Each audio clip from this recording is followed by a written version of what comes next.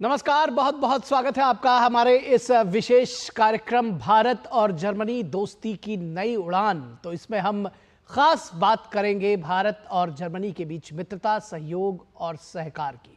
नमस्कार, मैं हूं निखिल सिंह और नए आयाम की बात करेंगे दोनों देशों के बीच में कि किस तरह से ये मित्रता एक नए आयाम गढ़ रही है दोनों देशों के लिहाज से। आज का दिन बेहद विशेष और ऐतिहासिक है जब जर्मनी के चांसलर ओलाफ शोल्स भारत की यात्रा पर है।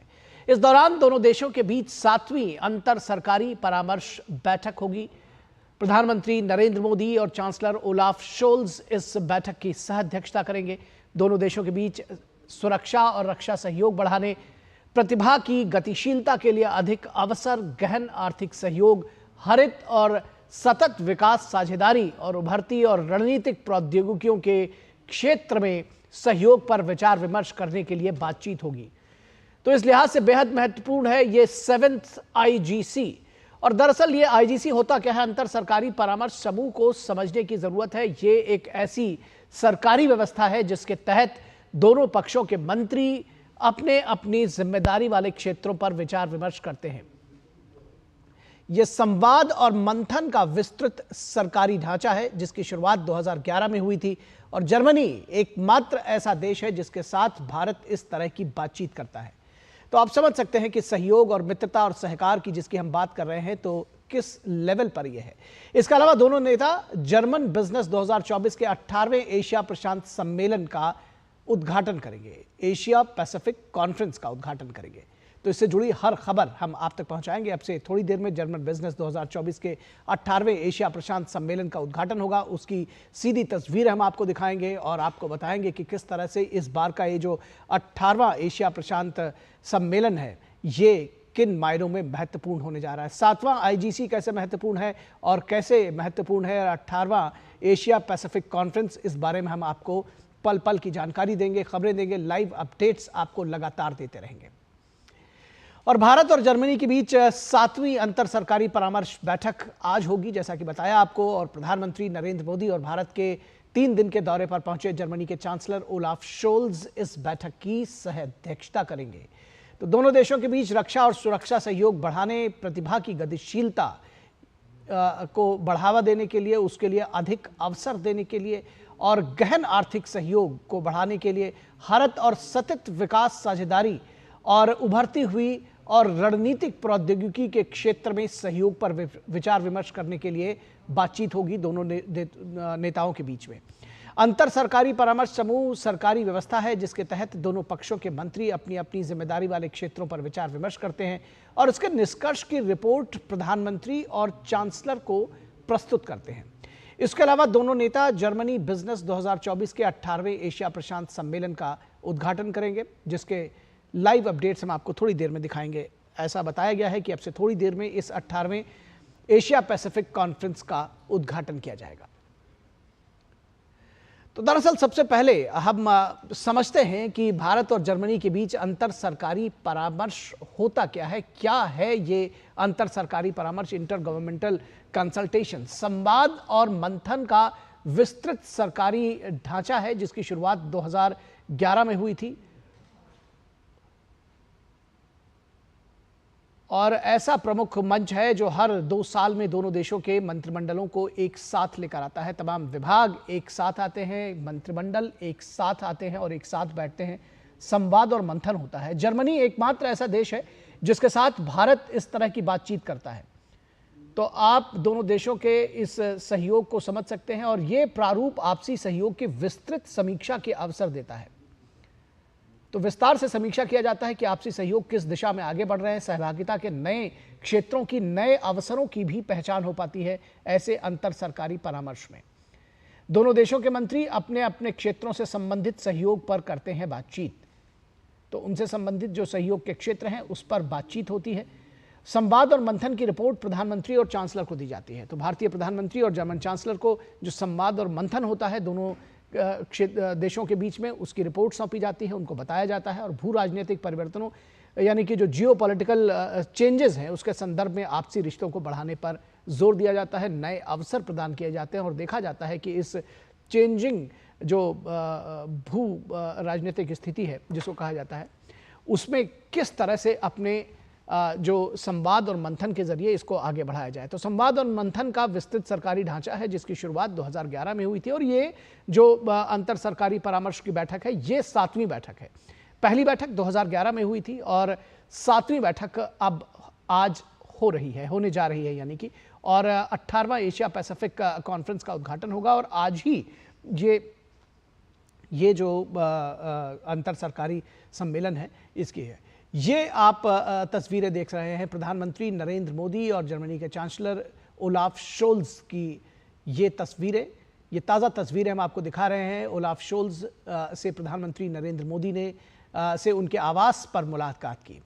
तो बेहद महत्वपूर्ण, बेहद अपने आप में कई संदेशों को समेटे हुए ये तस्वीरें हैं और चांसलर ओलाफ शोल्ज प्रधानमंत्री नरेंद्र मोदी से मिलने उनके आवास पर पहुंचे हैं और ये तस्वीरें हम आपके साथ साझा कर रहे हैं। ये बेहद जिसको कहते हैं कि दो महत्वपूर्ण साझेदार विश्व के उनके दो शीर्ष नेतृत्व आपस में मिलता हुआ, ये बेहद जिसको कहते हैं कि महत्वपूर्ण और तस्वीरें हैं और अपने आप में जो भारत और जर्मनी के बीच में बढ़ते हुए गहरे राजनीतिक भू राजनीतिक रिश्ते हैं वो दिखाता है कि किस तरह से ये स्ट्रेटेजिक पार्टनरशिप है भारत और जर्मनी के बीच में, उसको सुदृढ़ किया जाएगा, उसको तमाम क्षेत्रों में आपस में उसको बढ़ाया जाएगा। और यही वजह है कि जो 7वां अंतर सरकारी परामर्श है ये बेहद महत्वपूर्ण हो जाता है इसमें, और इसमें हिस्सा लेने के लिए ओलाफ शोल्ज जर्मनी के चांसलर भारत पहुंचे हैं।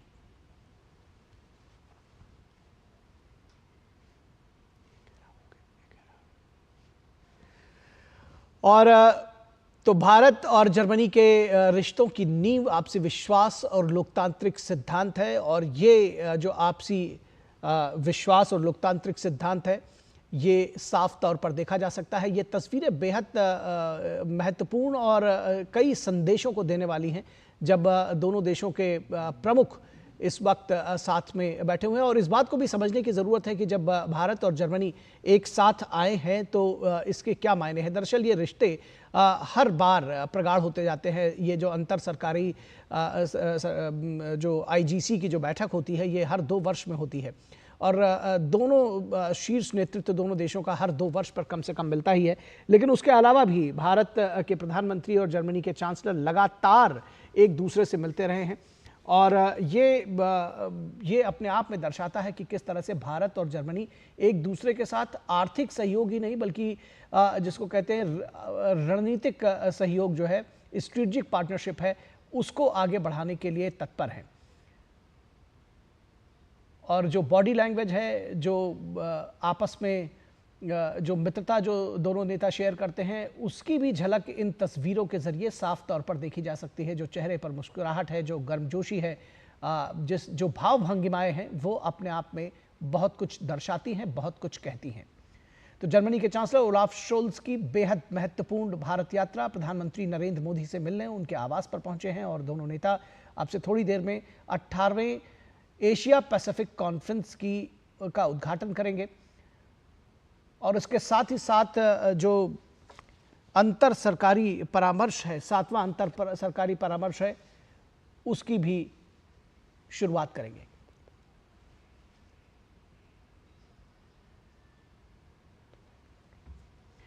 तो आज से नई दिल्ली में 2 दिवसीय एशिया पैसिफिक कॉन्फ्रेंस का आयोजन किया जाएगा। प्रधानमंत्री नरेंद्र मोदी इस सम्मेलन को संबोधित करेंगे। जर्मनी के चांसलर ओलाफ शोल्ज भी इसमें शामिल होंगे और 1986 से ये जो बाई एनुअल कॉन्फ्रेंस है ये चल रहा है। 1986 से द्विवार्षिक सम्मेलन चल रहा है। जर्मनी यूरोप में भारत के सबसे महत्वपूर्ण भागीदारों में से एक है। ये भारत जर्मनी संबंधों के संदर्भ में हम आपको बता रहे हैं फोकस ऑन इंडिया दस्तावेज को मंजूरी। दरअसल ये फोकस ऑन इंडिया जो दस्तावेज है ये लगभग हफ्ते भर पहले ही जो जर्मनी के पार्लियामेंट है वहाँ पर इसको मंजूरी दी गई, इसको नींव दी गई। तो फोकस ऑन इंडिया ये जर्मनी का ध्येय वाक्य बन चुका है। तो दोनों देश किस तरह से लगातार आगे बढ़ रहे हैं और किस तरह से एक दूसरे के लिए फोकस का क्षेत्र हैं, एक दूसरे के लिए प्रायोरिटी बन चुके हैं, इस बात को समझा जा सकता है। जैसा कि बताया कि फोकस ऑन इंडिया दस्तावेज एक पारित किया गया है जर्मनी के पार्लियामेंट से, और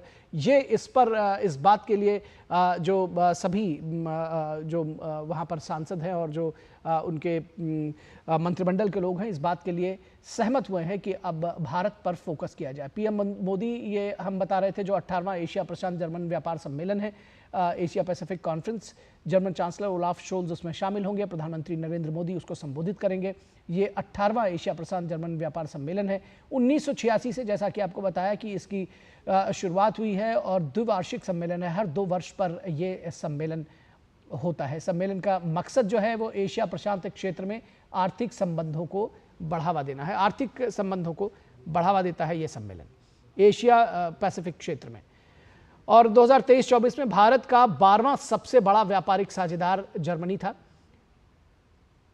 और भारत के लिए जर्मनी 9वां सबसे बड़ा प्रत्यक्ष विदेशी निवेशक है। फॉरेन डायरेक्ट इन्वेस्टमेंट जर्मनी जो है वो 9वें नंबर पर है भारत में करने के लिए। दोनों देश G4 के ढांचे के भीतर यूएनएससी विस्तार पर एक दूसरे का समर्थन करते हैं। यूएनएससी में लगातार सुधार और विस्तार की बात भारत करता रहा है और जर्मनी लगातार उसका समर्थन कर रहा है। आज से नई दिल्ली में 2 दिवसीय सम्मेलन का आयोजन हो रहा है। और इस पूरे विषय पर बातचीत करने के लिए हमारे साथ 2 खास मेहमान भी जुड़े हुए हैं, उनसे आपका तारुफ करा दें। हमारे साथ प्रभुदयाल, पूर्व वरिष्ठ राजनयिक, जुड़े हुए हैं। प्रभुदयाल जी, बहुत स्वागत है आपका। और डॉक्टर स्वस्ति राव, विदेशी मामलों की जानकार हैं, वो हमारे साथ जुड़े हैं। डॉक्टर राव, बहुत स्वागत है आपका। और प्रभुदयाल जी, आपसे अगर हम शुरुआत करना चाहें, 7वां जो IGC है किन मायने में महत्वपूर्ण है, इसके बारे में तो आप जानकारी देंगे ही, लेकिन अब से थोड़ी देर में जो इंडिया पैसिफिक, दरअसल एशिया पैसिफिक कॉन्फ्रेंस जिसकी शुरुआत होने वाली है, मैं चाहूँगा कि हमारे दर्शकों को थोड़ा सा उसके विषय में बताएं कि क्या है और इसको कैसे समझना चाहिए। बहुत बहुत शुक्रिया अपने चैनल पे बुलाने के लिए। डॉक्टर स्वस्ति राव के साथ तो आजकल मैं रोज ही किसी न किसी चैनल पे डिस्कस कर रहा हूँ, इतने मुद्दे हैं इम्पोर्टेंट। जी, आप दोनों का स्वागत है, बार बार स्वागत है जी। बहुत बहुत शुक्रिया। ये जो इंडो पैसिफिक के कॉन्टेक्स्ट में बातचीत चल रही है, वो इस वजह से कि जर्मनी जो है अब भारत को जो ग्लोबल सप्लाई चेन्स हैं उसके कॉन्टेक्स्ट में बहुत अहमियत देता आ रहा है, और जर्मनी ये कोशिश करता आ रहा है कि वो ऐसी स्ट्रैटेजी बनाए जो उसे चीन पर निर्भर ना रखे। ग्लोबल सप्लाई चेन्स बड़ी कॉम्प्लिकेटेड होती हैं, और जर्मनी का इंटरेस्ट अब इंडिया में इसलिए भी बढ़ता जा रहा है क्योंकि ये पूरे एशिया पैसिफिक रीजन में चीन का विस्तारवाद देखने में आ रहा है, और चीन जो है वो ग्लोबल सप्लाई चेन्स को खतरा पहुंचाते जा रहा है। अब ये जो एशिया पैसिफिक कॉन्फ्रेंस है, इसमें लगभग सुनने में आ रहा है, मैंने रिपोर्ट्स देखी हैं कि 800 से ज्यादा जर्मन सीईओज उसमें भाग लेंगे, और फोकस यही है कि किस तरह से जर्मनी अपने ट्रेड इंडिया के साथ बढ़ाए और साथ ही साथ ओवरऑल रिलेशनशिप बढ़ाए। देखिए, जर्मनी जो है वो ये देखता है कि भारत के साथ रिश्तों में उसका बहुत अच्छा फ्यूचर है, और हम भी यही समझते हैं, और इसी वजह से दोनों देश ये कोशिश कर रहे हैं कि कई क्षेत्रों में जो हमारे संबंध है वो आगे बढ़े, जैसे defence, education, business, regional security. और दोनों देशों की तरफ से जो ये संदेश जा रहा है वो ये कि भारत और जर्मनी पार्टनर्स हैं, और वो अपनी पार्टनरशिप का बहुत अच्छा फ्यूचर देखते हैं, और वो कोशिश करते हैं कि किस तरह से इस पार्टनरशिप को और ऊंचे स्तर पर ले जाया जा सके। मेरे विचार में डिफेंस का क्षेत्र बहुत इंपॉर्टेंट है, क्योंकि हमारे लिए भी देखिए जो डिफेंस रिक्वायरमेंट्स है बहुत ज्यादा है। भारत जो है वो दुनिया का सबसे बड़ा इंपोर्टर है डिफेंस रिक्वायरमेंट्स के लिए। अब जर्मनी जो है उसकी बड़ी कोशिश है कि वो हमको सबमरीन्स बेचे, उनकी सबमरीन्स बहुत अच्छी हैं, इस पे जरूर बातचीत होगी शोल्स के विजिट में। और जर्मनी का कॉम्पिटिटर है स्पेन, स्पेन की कंपनी है, वो भी इस क्षेत्र में इंटरेस्टेड है।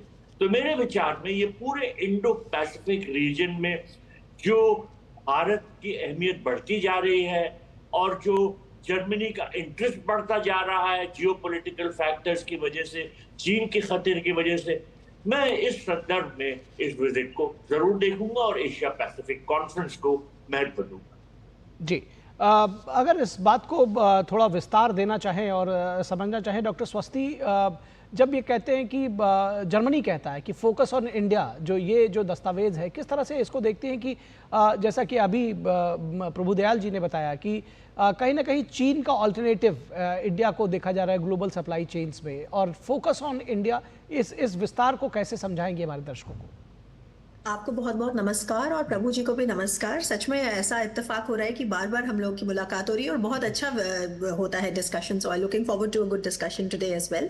हाँ, तो देखिए, पहले तो आपका जो सवाल है बिल्कुल इसका एक कॉन्टेक्स्ट है कि पिछले कुछ सालों में 2021 से शुरू होकर अगर आप 2024 में आते हैं तो जर्मनी ने कुछ की स्ट्रैटेजी डॉक्यूमेंट्स पब्लिश किए हैं। आप जो आज देख रहे हैं वो उन्हीं का एक तरह से कल्मिनेशन है। तो वो क्या है, मैं आपको उसकी थोड़ी भूमिका बताती हूँ तो आपको ये बात और अच्छी तरह दर्शकों को भी समझ में आएगी और उनको भी जो इस सब्जेक्ट को फॉलो कर रहे हैं। देखिए, सबसे पहले जर्मनी ने एक स्ट्रैटेजी पब्लिश की, इसका नाम था इंडो पैसिफिक स्ट्रैटेजी। और आपको पता है कि अकेले जर्मनी ने ही नहीं, बल्कि सबसे पहले तो फ्रांस ने इसको पब्लिश किया 2019 में, फिर ईयू ने किया, फिर और भी और तमाम यूरोपियन देशों ने, जैसे नेदरलैंड्स ने, अभी लेटेस्ट स्वीडन ने किया। तो इंडो पैसिफिक स्ट्रैटेजी में जो बदलता हुआ परिदृश्य है ग्लोबल पॉलिटिक्स का, जियो पॉलिटिक्स का, स्पेशली इंडो पैसिफिक में जो जिस तरह से चाइना यूएस कॉन्टेस्टेशन है, उस चीज का एक संज्ञान लिया। ठीक है, उसकी कुछ देर बाद जब ओलाफ शोल्स की गवर्नमेंट बनी तो उनके गवर्नमेंट जो इलेक्शन मैनिफेस्टो था, उनका जो एक कोलिशन सरकार है वैसे ओलाफ शोल्स की, जिसको ट्रैफिक लाइट कोलिशन भी कहा जाता है जर्मनी में, क्योंकि उसमें ग्रीन्स है, कंजर्वेटिव्स हैं और ये ओलाफ शोल्स है। तो उसमें उन्होंने उसमें जो प्रो बिजनेस पार्टी है वो है, तो उन्होंने एक स्ट्रैटेजी उन्होंने बनाई जिसका नाम है नेशनल सिक्योरिटी स्ट्रैटेजी। और ये सब यूक्रेन वॉर के बाद के टाइम पे हो रहा है। तो ये जो नेशनल सिक्योरिटी स्ट्रैटेजी है वो भी एक बदलते हुए सिक्योरिटी एनवायरनमेंट में जर्मनी की स्ट्रैटेजी क्या होनी चाहिए उसके बारे में विचार करती हुई आपको दिखेगी। उसके एक ही 2 महीने बाद जर्मनी ने अपने फिर इलेक्शन मैनिफेस्टो में जिस चीज का प्रॉमिस किया था उससे संबंधित एक स्ट्रैटेजी पब्लिश करी, जर्मनीज नेशनल चाइना स्ट्रैटेजी। और चाइना स्ट्रैटेजी में हालांकि उनका अप्रोच बड़ा रिस्क एवर्स था, और अभी जो बात आपको प्रभुदयाल जी बता रहे थे उससे अब मैं इसको कनेक्ट करूंगी, लेकिन धीरे धीरे 2019 के बाद से जो माहौल यूरोप में है वो ये कि चाइना हमारा पार्टनर तो है, कॉम्पिटिटर भी है, लेकिन उसका जो सिस्टमिक राइवलरी है चाइना के साथ वो बढ़ती जा रही है, और लिहाजा जो इकोनॉमिक सिक्योरिटी है उसको हमको फ्रेंडशोर करना है, उसकी सप्लाई चेन्स को, जैसा वो समझा रहे थे। तो अगर आप इन तीनों चीजों को साथ में लेते हैं, Indo Pacific strategy, national security strategy, जिसमें ऑफ कोर्स डिफेंस मॉडर्नाइजेशन की भी बात है क्योंकि यूक्रेन युद्ध वहां पे शुरू हो गया था, और उसके बाद चाइना स्ट्रैटेजी, आपको तीनों में दिखता है कि जर्मनी का जो डी रिस्किंग जो एपेटाइट है वो बढ़ती जा रही है। अब उसके बाद इस साल आई उनकी बड़ी ही अनप्रेसिडेंटेड और बड़े ऐसे मौजूद वक्त पर भी आई, क्योंकि अभी ओलाफ शोल्स भारत आ रहे हैं और उसके सिर्फ एक हफ्ते पहले ये स्ट्रैटेजी आई। इसका नाम है India in focus. India in focus क्या है? ये एक तरह से और भी कंडेंस्ड व्यू है, तकरीबन 32 पन्नों की ये एक पॉलिसी डॉक्यूमेंट है जिसमें एक 360 डिग्री मल्टी डायमेंशनल अप्रोच की बात की गई है कि जो बिल्ड करता है जर्मनी के इंडो पैसिफिक विजन पे और डी-रिस्किंग फ्रॉम चाइना के विजन पे। और मजे की बात यह है जानने वाली कि जर्मनी ने आज तक इस तरह से नाम लेकर कि किसी देश का नाम लेकर ऐसा सिर्फ दूसरी बार किया है। इसके पहले चाइना के कॉन्टेक्स्ट में किया था, जो बहुत ही नेगेटिव परसेप्शन था कि भाई हम डी-रिस्क कैसे करेंगे, और अब भारत के परिप्रेक्ष्य में किया है। तो ये एक पॉजिटिव डेवलपमेंट है कि भारत के साथ हम अपना कोऑपरेशन बढ़ाएंगे कैसे। तो अगर बात का एक विस्तार समझ में आ रहा है तो ये अचानक नहीं हुआ है, ये पीछे से इसकी तैयारी चल रही है। और जो स्पेशली जो इंडिया इन फोकस है जो अभी पिछले हफ्ते रिलीज हुआ है, अगर आप उसके डिटेल को देखते हैं तो आपको उसमें security, defence, strategic partnership, global जो इकोनॉमिक पार्टनरशिप है, ट्रेड है, इन सारी चीजों पर आपको, इंडो पैसिफिक में जर्मनी अपना डिप्लॉयमेंट कैसे बढ़ाने का सोच रहा है, सबको लेकर आपको एक तरीके का मैनुअल दिखता है। और जर्मन तो जाने ही चाहते हैं अपने प्रेसिशन के लिए। तो उनकी तरफ से अभी मैं कुछ दिनों पहले एक मीटिंग में थी और हम लोग यही बातें कर रहे थे इंडिया इन फोकस के बारे में कि it is too good to be be true कि इसमें बहुत सारी प्रो इंडिया बातें हैं। अब इसका प्रूफ ऑफ द पुडिंग देखिए क्या होगा, it will lie in the eating. इसका माने कि इंडिया के तौर पर भी इसको हमें गवर्नमेंट के लेवल पे स्वीकार करना होगा और उसके बाद हमें ग्राउंड पे इंप्लीमेंट करना होगा। और बस एक आखिरी बात इसमें बताने वाली ये है, जो कहीं ना कहीं एक तरह का कैविएट की तरह हमें याद रखनी चाहिए। देखिए, इस वक्त जर्मनी की जो इकोनॉमिक स्थिति है वो बहुत अच्छी नहीं है।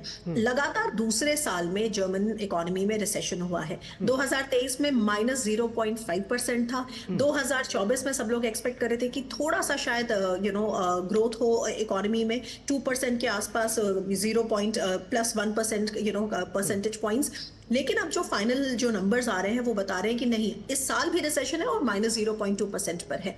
तो जर्मनी ने, जब उनका अच्छा वक्त चल रहा था 10 साल पहले तक, जब उनके पास कंपेटिटिवनेस बहुत ज्यादा थी, उस वक्त उन्होंने इंफ्रास्ट्रक्चर में, इनोवेशन में और इन सब चीजों में उन्होंने नहीं इन्वेस्ट किया। लेकिन तो मेरे अनुसार मेरा जो कंक्लूडिंग रिमार्क होगा वो ये होगा कि अब ये सारा Indo Pacific strategy, economic security, reshoring of supply chains और इंडिया के ऊपर फोकस, ये सारी चीजें बातें बिल्कुल सही हैं, लेकिन this is a late response, क्योंकि ऐसे में जर्मनी की जो इकोनॉमी है वो वल्नरेबल भी ज्यादा है। बड़ा बिजनेस जो है वो चाइना पर से डिपेंडेंस कम नहीं कर पा रहा। हाँ, ये जरूर है कि शॉर्ट एंड मीडियम एंटरप्राइजेस जो है वो और देशों की तरफ देख रही हैं और उनका चाइना का प्रति जो रुझान है वो कम हुआ है। तो ऐसे में बहुत जरूरी है कि इनके प्रति जो कमिटमेंट है वो छोटे छोटे स्टेप से मिलकर बने, क्योंकि बड़ी बड़ी बातों पर अग्री करना आई थिंक आसान होता है, उसको ऑन द ग्राउंड इंप्लीमेंट करना मुश्किल होता है। और आखिरी में यही बात है कि अच्छी बात इसमें यह है कि ये दिखाता है कि हमारे जो यूरोप में वॉर को लेकर या रशिया यूक्रेन युद्ध को लेकर जो डिफरेंट परसेप्शंस हैं, उसको लेकर एक म्यूचुअल रिस्पेक्ट भी आया है, वेस्ट की तरफ से भारत के लिए और भारत की तरफ से वेस्ट के लिए। तो ये एक अच्छा मैं कहूंगी कि पॉइंट है और इस पर हमें बिल्ड करना चाहिए। जी, तो आपकी बात से ही आगे बात को बढ़ाए प्रभु दयाल जी, जिस तरह से अभी डॉक्टर स्वस्ति ने बताया कि रिसेशन के दौर पे है जर्मनी और लगातार कई सारी चीज़ें कही जा रही है, हम बड़े स्टेप्स की बात कह रहे हैं, लेकिन ऑन कंक्रीट ऑन ग्राउंड वो दिखना चाहिए, उस पर हम आगे बढ़ते दिखें। किस तरह से इन रिश्तों को आगे बढ़ाना होगा कि दोनों के लिए विन विन सिचुएशन हो। निश्चित तौर पर वो अगर रिसेशन पे हैं, लेकिन हम बहुत जिसको कहते हैं कि लीप एंड बाउंड्स, हम बहुत तेज़ी से आगे बढ़ रहे हैं, तो कैसे दोनों के लिए ये जो सहयोग है वो आगे बढ़े। देखिए, पहले तो मैं कहूँगा कि डॉक्टर स्वस्ति राव ने बड़ा सही कहा कि ये जो जर्मनी की इकोनॉमी है वो रिसेशन में है और जर्मनी को कुछ चैलेंजेस फेस करने पड़ रहे हैं। देखिए, इकोनॉमी जरूर प्रभावित होती है जियोपॉलिटिकल फैक्टर्स से। अब यूरोप में जो संकट फैल रहा है वो रूस यूक्रेन की वॉर की वजह से है और उसका असर जर्मनी की इकोनॉमी पर जरूर पड़ रहा है और जर्मनी रिसेशन में जा रहा है। देखिए, हमें भी जियोपॉलिटिकल फैक्टर्स को ध्यान में रखना पड़ता है। चीन के साथ जो 2020 में गलवान वैली क्लैश हुआ था, उसके बाद हमने अपनी जो इकोनॉमिक पॉलिसी भी काफी हद तक रीओरिएंट कर दी। तो दोनों जर्मनी और भारत ऐसे फेज में है जब वो दूसरे अच्छे रिलायबल स्ट्रॉन्ग पार्टनर्स की तलाश में। तो ये मुलाकात इस संदर्भ में भी बहुत अहमियत रखती है। अब किन मामलों में बहुत अच्छा फ्यूचर नजर आता है, जैसा मैं कह रहा था, डिफेंस का क्षेत्र तो बहुत इंपॉर्टेंट है। जर्मनी जो है उसके पास बड़ी हाई क्वालिटी टेक्नोलॉजी है और हमें उस तरह की टेक्नोलॉजी की आवश्यकता है। अब जो सबमरीन्स का जिक्र हो रहा है कि हम उनसे ये सबमरीन खरीद सकते हैं, बात ये भी होगी कि क्या हम इनको धीरे धीरे करके यहाँ मैन्युफैक्चर करेंगे, क्योंकि हमारा फोकस इस पे जरूर है कि मेक इन इंडिया। तो हमारी ये कोशिश रहेगी कि किस तरह से हमें ट्रांसफर ऑफ टेक्नोलॉजी हो सके, तो इससे हमारी जो जरूरतें और ज्यादा पूरी होंगी। लेकिन अभी इस पे निर्णय नहीं लिया गया है, अभी बातचीत हो रही है। दूसरे देश भी इंटरेस्टेड हैं, जैसे मैंने जिक्र किया था पहले कि स्पेन भी इंटरेस्टेड है हमें सबमरीन बेचने के लिए। इसके अलावा देखिए, एक बहुत बड़ा सेक्टर होता है एजुकेशन का। भारत के बहुत से जो स्टूडेंट्स हैं जर्मनी में पढ़ते हैं, उनकी बड़ी तारीफ होती है क्योंकि वो अच्छा कर रहे हैं वहाँ, और उनमें से कईयों की ये कोशिश होती है कि जर्मनी में वो रुक जाएं स्टडीज के बाद, वहाँ काम करें, काम सीखें और जो उनकी जो प्रोफेशनल क्वालिफिकेशंस हैं उसमें और चार चांद लगे। तो ये कोशिश है कि किस तरह से ये माइग्रेशन रिलेटेड इश्यूज को रेगुलेट किया गया है। अनरेगुलेटेड माइग्रेशन तो ना जर्मनी चाहता है ना हम चाहते हैं। तो इसको, ये जो होल प्रोसेस को किस तरह से रेगुलेट किया जाए, ये बहुत जरूरी है।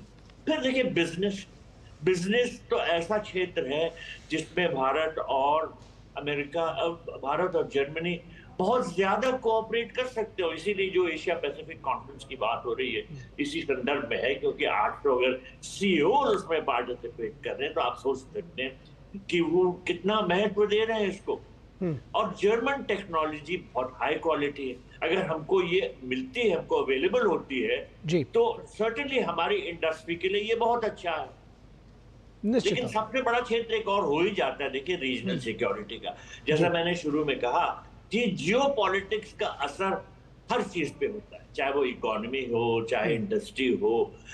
तो जियो पॉलिटिक्स को दोनों देश बहुत ध्यान में रख रहे हैं। और जैसे चीन का जिक्र आया, चीन जो है उसका विस्तारवाद सबके लिए खतरा है और सब जो है इसको ध्यान में रखते हैं कि किस तरह से चीन से हम दूर हो जाएं और चीन पर जो इतनी ज्यादा निर्भरता हो गई थी उसको कम करें। तो इस संदर्भ में भी देखिए भारत की जो अहमियत है वो साफ जाहिर होती है। और चाहे वो फ्रांस हो, चाहे जर्मनी हो, चाहे अमेरिका हो, सब इस बात को ध्यान में रखते हैं कि भारत के साथ ताउन कैसे बढ़ाएं, रेगुलेटेड कोऑपरेशन, लेकिन दोनों क्षेत्र में।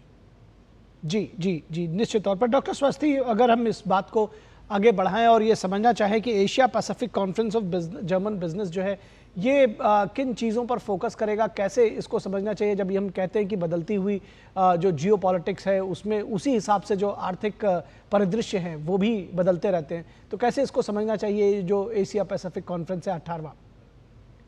जी, तो देखिए एक ये समझना ज़रूरी है कि जर्मनी जो है वो यूरोप में भारत का ऑलरेडी सबसे बड़ा बिजनेस पार्टनर है। अगर आप बायलैटरल ट्रेड देखते हैं तो जर्मनी के साथ बड़ा सॉलिड बायलैटरल ट्रेड है हमारा। तकरीबन I think if I am not wrong पिछले 22-23 के जो डेटा है उसके अनुसार कुछ 26 पॉइंट सम बिलियन का है। ऑफ कोर्स उनका इंपोर्ट हमारा उनसे ज़्यादा है, एक्सपोर्ट कम है, लेकिन it is a very promising pattern of trade.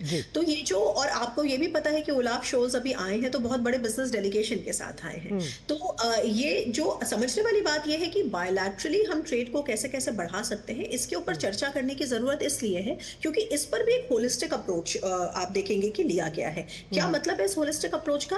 एक है बायलैटरल ट्रेड। बायलैटरल ट्रेड का मतलब कि हम और कैसे इन्वेस्टमेंट्स बढ़ा सकते हैं। एक इसमें देखिए प्रॉब्लम क्या आ रही है, क्यों इसके ऊपर बात करनी जरूरी बन जाती है। एक आपको मालूम है कि फिनोमिना दुनिया में चल रहा था चाइना +1 डाइवर्सिफिकेशन का, यानी कोविड के बाद से ही, रशिया यूक्रेन वॉर के बाद वगैरह तो और ये स्थिति एक्सेलरेट हुई, लेकिन कोविड पैंडेमिक के बाद ही ऐसी एक स्थिति दुनिया में समझ में आ रही थी कि रेजिलियंस ऑफ सप्लाई चेन हमें बनानी जरूरी है। और उसके बाद से ये फ्रेंड शोरिंग का कॉन्सेप्ट ये बहुत पॉपुलर हो गया धीरे धीरे। दिक्कत ये हो रही थी और उसी के आसपास आपने देखा कि तमाम देशों ने पहले डीकपलिंग शब्द दिया, फिर उसके बाद डी रिस्किंग उसको कहा गया। तो जो चाइना में जो इन्वेस्टमेंट्स अब नहीं जा रहे थे वेस्ट के, उन इन्वेस्टमेंट्स को डाइवर्ट करने के लिए और देशों की तरफ देखना ये शुरू किया गया। अब ये जाहिर सी बात है कि भारत इसमें एक बहुत ही नेचुरल पार्टनर के रूप में आता है, क्योंकि भारत में एक इंडो पैसिफिक में भारत की एक सेंट्रल प्लेस है और भारत की इकोनॉमी जो है वो बहुत ही तेजी से आगे बढ़ रही है। अभी आप 2023 में भी देखते हैं तो हमारी बहुत अच्छी इकोनॉमिक ग्रोथ रही है compare to other economies in the world, in fact even compare to China. तो ये तो बहुत ऑब्वियस सी बात है। प्रॉब्लम क्या है कि हमने जो पैराडॉक्स देखा वो ये कि चाइना +1 डाइवर्सिफिकेशन से जो इन्वेस्टमेंट्स चाइना से डाइवर्ट हुए वो भारत में ज्यादा आ नहीं पाए। अब ये भारत में नहीं आ पाए, इसके पीछे पॉलिटिकल कारण नहीं है, कारण इसके पीछे स्ट्रक्चरल है। स्ट्रक्चरल मतलब इन्वेस्टमेंट इकोसिस्टम भारत का कैसा है। हम इम्प्रूव कर रहे हैं, लेकिन अभी भी हम उस तरह की बायलैटरल इन्वेस्टमेंट गारंटीज नहीं दे रहे हैं जैसा कि वेस्ट हमसे चाह रहा है। तो एक हमने सक्सेसफुल स्टोरी देखी एप्पल की, लेकिन बाय एंड लार्ज जो चाइना +1 डाइवर्सिफिकेशन के इन्वेस्टमेंट फ्लोस थे वो वियतनाम और सिंगापुर जैसे देशों में गए, हमारे रीजन में, इंडो पैसिफिक रीजन में, ना कि भारत में ज्यादा आए। तो और ऐसे में अगर आप लगातार जर्मन एम्बेसडर्स का या जर्मन जो स्पोक्स पर्सन है, अगर आप उनके स्टेटमेंट्स देखते हैं तो स्टेटमेंट्स के अनुसार ये क्लियर है कि देखिए India is a very good destination for investments. In the long run हम देखेंगे कि इंडिया में इन्वेस्टमेंट्स हमारे बढ़ेंगे। ऑलरेडी जर्मनी बड़ा इन्वेस्टर है, लेकिन और बढ़ाने की बात यहाँ करी जा रही है। EU वाइड लेवल पे भी पुश करने की बात करी जा रही है, लेकिन ये हो नहीं पा रहा। उल्टे हो क्या रहा है कि जो जर्मनी का बड़ा बिजनेस है, जैसे मर्सिडीज, जैसे फोक्सवैगन, जैसे BASF जो केमिकल जायंट है जर्मनी का बहुत बड़ा, ये जो कंपनीज हैं ये चाइना में ज्यादा इन्वेस्ट कर रही हैं, क्योंकि अभी भी इन कंपनीज के अनुसार चाइना का जो इन्वेस्टमेंट इकोसिस्टम है वो ज्यादा ईज है, उसमें इंफ्रास्ट्रक्चर बेटर है। तो इंफ्रास्ट्रक्चर मॉडर्नाइजेशन डेवलपमेंट ये 1-2 साल नहीं, 1-2 दशकों में होता है। बात यहाँ पे ये जो बिजनेस डेलीगेशन के साथ आए हैं वो इसको ही इस पे चर्चा करने की बात है कि भाई किस तरह से इन्वेस्टमेंट फ्लोस को हम रिडायरेक्ट कर सकते हैं, गवर्नमेंट उसमें क्या रोल प्ले कर सकती है, क्योंकि आपको पता है कि हम जिन देशों के बारे में बात कर रहे हैं ये कैपिटलिस्ट सोसाइटीज हैं, यहाँ पे गवर्नमेंट जो है वो पुश कर सकती है, इंसेंटिवाइज कर सकती है, लेकिन डिक्टेट नहीं कर सकती है। तो ये जो पर्टिकुलर फोरम्स हैं ये पहले तो बायलैटरली इस बात को इंगित करने के लिए हैं और मतलब डिस्कशन करने के लिए हैं कि बायलैटरल इन्वेस्टमेंट फ्लोज में जो प्रॉब्लम्स आ रही हैं उनको कैसे मीट करेंगे, जर्मन साइड से भी और इंडियन साइड से भी। ये एक।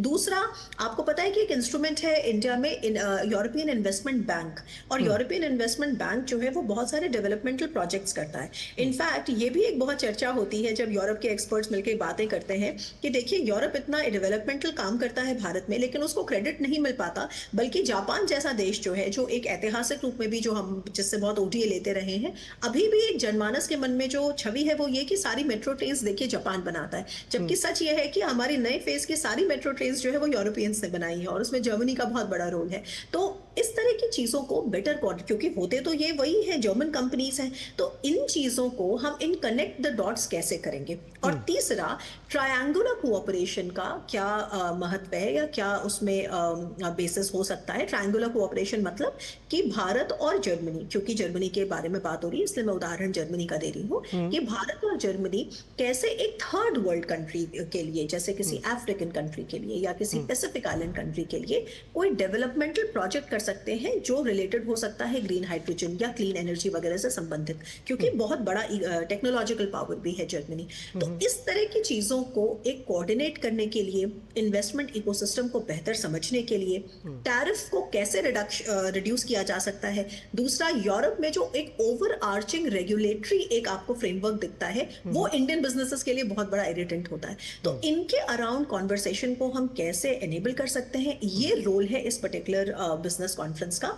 और ये बिल्कुल ठीक है, आपको यहाँ रोकना चाहेंगे, ले चलेंगे आपको सीधे एशिया पैसिफिक कॉन्फ्रेंस में, जहां प्रधानमंत्री नरेंद्र मोदी पहुंच चुके हैं। फिलहाल मुझे बताया जा रहा है कि इसमें शायद थोड़ा सा वक्त लग रहा है, मैं माफ़ी चाहूँगा आपको इंटरप्ट करने के लिए। तो यहाँ से हम आपको थोड़ी देर में ले चलेंगे 18वें एशिया पैसिफिक कॉन्फ्रेंस के लिए, जहाँ पर प्रधानमंत्री नरेंद्र मोदी और जर्मनी के चांसलर ओलाफ शोल्ज मौजूद रहेंगे। प्रधानमंत्री नरेंद्र मोदी इस 18वें एशिया पैसिफिक कॉन्फ्रेंस को संबोधित करेंगे। बेहद महत्वपूर्ण ये एशिया पैसिफिक कॉन्फ्रेंस है, हर 2 वर्ष पर इसका आयोजन किया जाता है। 1986 से इसका आयोजन किया जा रहा है। 2 खास मेहमानों के साथ हम जुड़े हुए हैं और इसको लेकर के हम चर्चा कर रहे थे कि किस तरह से इस बार का जो एशिया पैसिफिक कॉन्फ्रेंस है वो महत्वपूर्ण रहने वाला है। एशिया पैसिफिक कॉन्फ्रेंस को लेकर के जो जर्मनी की तरफ से जो तमाम एक बड़ा डेलीगेशन भी आया है और जो साथ में मंत्री आए हैं, वो लोग भी लगातार इस पे बेहद बड़ी उम्मीदों की उनको आशा है और इस बात की उम्मीद जताई जा रही है कि जब संवाद और मंथन का एक दौर चलेगा तो इसमें से निश्चित तौर पर दोनों देशों के लिए, जब हम बिजनेस फोरम की बात करते हैं तो दोनों देशों के लिए इसमें विन विन सिचुएशन होगी। और इस फोरम के ज़रिए, इस सम्मेलन के ज़रिए दोनों देशों के जो साझीदार हैं, जो दोनों देशों की बड़ी कंपनीज़ हैं, जो उनके उससे जुड़े हुए जो लीडर्स हैं, बिजनेस लीडर्स हैं, उनको तमाम अवसर भी मिलेगा एक दूसरे को जानने के लिए।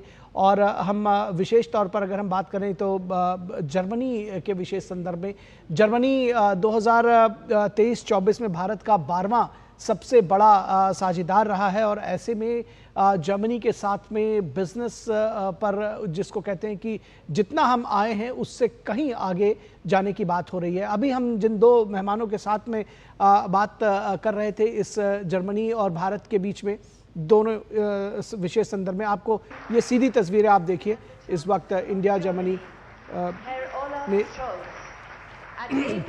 Asia Pacific conference. synergy between our two nations and the vibrancy of it is apparent and more than ever before. And this is largely due to the energy and enthusiasm of our leaders who are meeting today for the 8th time in just the past couple of years. Germany, Italy, Indonesia, Japan, and of course India. G7, G20, and the India-Germany government consultations. I think, Shivani, we all sense in the room at this moment what a special moment this is. A special moment during the 3rd Asia-Pacific Conference that is taking place in India by now. And at the same time, we have the intergovernmental consultations. And what we also sense this morning is how important it is to come together, to speak together, and also to exchange the view on sensitivities together. Yes, it is essential. And I think just to be together in this room, people from both countries, listening to each other, being sensitive to what is being said, and carrying through in what is being done and what can be done is the magic of the moment. And now I'd like to take this opportunity to welcome the Chancellor. Wir begrüßen Sie sehr herzlich, Herr Bundeskanzler Scholz. Wir freuen uns sehr, dass Sie nach Neu-Delhi gekommen sind. Danke. May I please request the Honorable Chancellor Scholz to come and share a few words with us, and we will leave this podium for you, Honorable Chancellor, to be able to address the audience at APK 2024.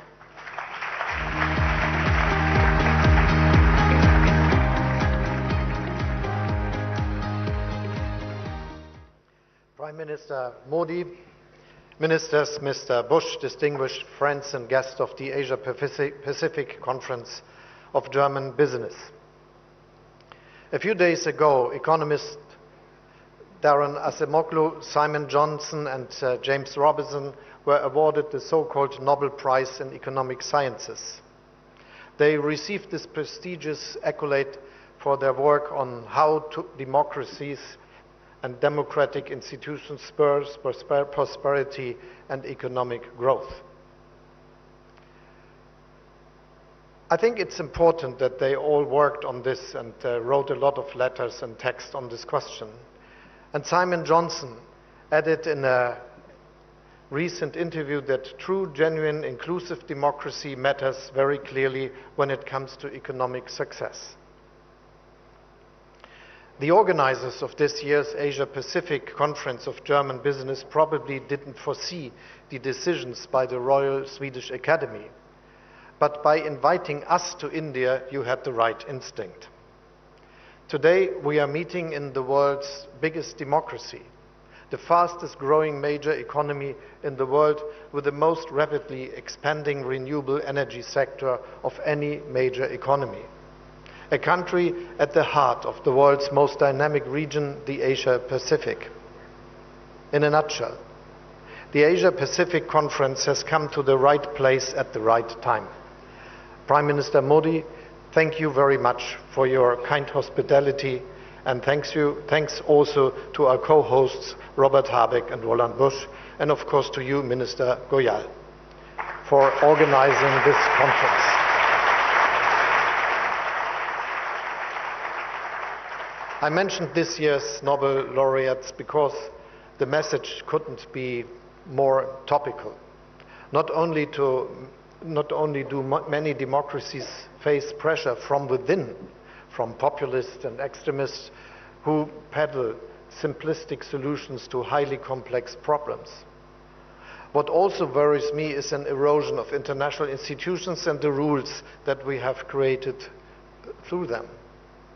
As the three Nobel Prize laureates tell us, this is not just a political problem, but also an economic one. Because a world where reliable institutions and common rules erode is a more unstable world, a less prosperous world, a poorer world. The world of the 21st century is something where progress is a question we have to work for. But in a multipolar world, there is no global policeman, no single watchdog monitoring our common rules and institutions. Each and every one of us is called upon to defend and uphold them. If Russia was to succeed with its illegal, brutal war against Ukraine, there would be repercussions far beyond Europe's borders. Such an outcome would endanger global security and prosperity as a whole. The Middle East remains another constant source of tension and a stark reminder of the human cost of division and the world's inability to reach political solutions. The Korean Peninsula, the South and East China Sea all remain flashpoints of potential conflicts, even though we all hope that these conflicts can be contained. So my first message to all of you today is this: let us do whatever we can to bring about political solutions to these conflicts, solutions that are based on international law and the principles of the UN Charter. This is not only an ethical and political obligation. It is also imperative if we want to safeguard prosperity and trade and economic cooperation. We need to match words with deeds.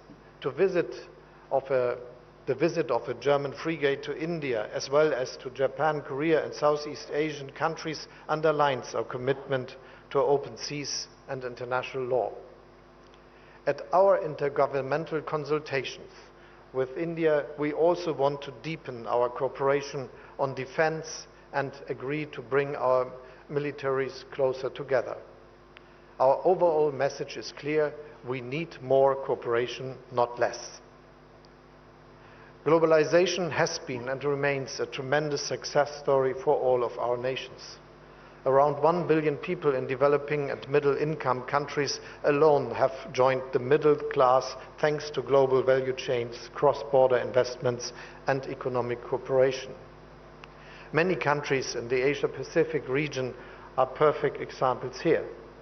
This is why I keep telling the proponents of deglobalization and decoupling, or whatever the protectionist policies are being called these days, let's be careful. In the short term, those concepts may sound tempting, but ultimately they lead to weaker growth, higher prices, lower global prosperity, and less competition, which in turn means less innovation. We need to take a different approach, one that I would like to call being open without being naive. Yes, we must avoid one-sided dependencies, particularly in areas of strategic important critical raw materials and certain technologies, for instance. But for us, de-risking doesn't mean less trade or less openness. For us, de-risking means diversification. And this diversification is happening. Look at how German-Indian business relations have developed in recent years. Relations that benefit both sides. Every week an aircraft from the Airbus A320 family is being delivered from my hometown, Hamburg, to India's booming airlines. And for Germany's Lufthansa, India has become the most important growth market in Asia. 50% of passenger wagons of Indian railways are based on a design by Linke Hofmann Busch, designed in Germany, made in India. Most of the train brakes are made by Knorr-Bremse, all of them produced in India. German cars dominate the Indian premium market and ramp up local manufacturing, creating thousands of jobs. In return, the modern software in a Mercedes-Benz vehicle comes from Bengaluru. And you, Mr. Busch, recently wrote in an article that Siemens is seeking to take industrial AI to the next level with the help of talent based here in India. Opportunities abound for both sides.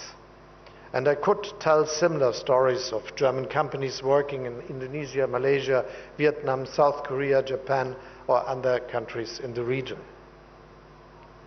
We want to drive this positive development. Free trade is at its core. However, free trade doesn't mean trade without rules or institutions. On the contrary, a crucial institution when it comes to increasing global prosperity is the World Trade Organization. All of us are better off when its principles are respected again and we don't lash out on each other with tariffs. I'm personally committed to achieving this. On the one hand, this means restoring the legal system for setting trade disputes. And on the other hand, China, now an industrial giant, should give up the special treatment it has received as a developing country. Together, these steps can lead us to finally lifting the blockade at the WTO, a blockade which is a danger to free and fair trade. Countries of your region understand that. The comprehensive and progressive agreement for Trans-Pacific Partnership is an impressive commitment to free and fair trade. This agreement has spurred the European Union's own free trade ambitions with regard to the Indo-Pacific. Our existing agreements with Japan, South Korea, Vietnam, Singapore and New Zealand are a testimony to this. But we need to be more ambitious. We very much welcome the European Commission's finally resuming free trade negotiations with the Philippines and Thailand, and it is working towards resuming talks with Malaysia. We want to see the ongoing negotiations between the EU and Indonesia finalized and the negotiations between the EU and Australia resumed as soon as possible. And of course, we want a free trade agreement between the EU and India. My government is pushing for swift progress and rapid conclusions, and I'm sure that if we work together on this, Prime Minister, this could happen in months rather than years.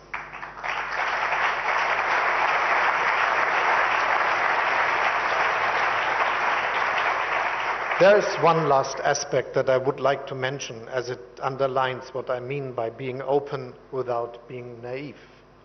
Only a few days ago, the German government agreed on a strategy to attract skilled Indian employees to Germany. Even today, Indians are the largest group of foreign students at our universities.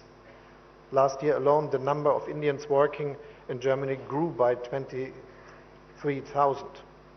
Their talent is a welcome addition to our labor market. And let me add, we don't just welcome talent from India to work in Germany, but from all of your countries. To make this happen, we passed one of the world's most progressive laws for labor immigration. We are digitizing our visa process, speeding up procedures and making them more user-friendly.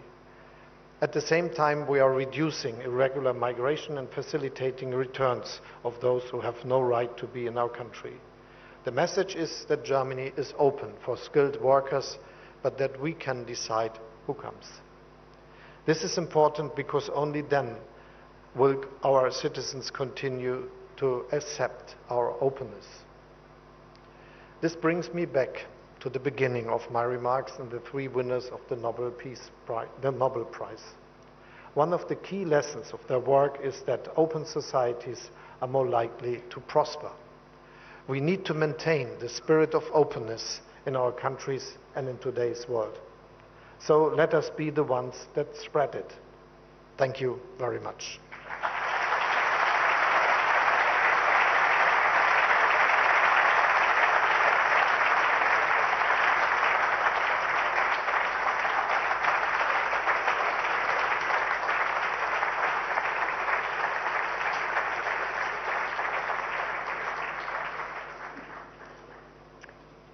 Thank you to our German Chancellor, Olaf Scholz. Vielen Dank, Herr Bundeskanzler. We need more cooperation, not less, and now we are all excited when we will hear more about a potential free trade agreement.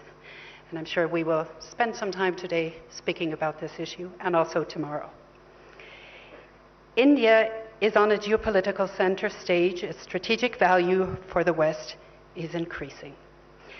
It is now my great honor to invite the Prime Minister of India, Narendra Modi, on stage. We are delighted and grateful to have you here. Mananiya Pradhan Mantri, Shri Narendra Modi, Namaskar.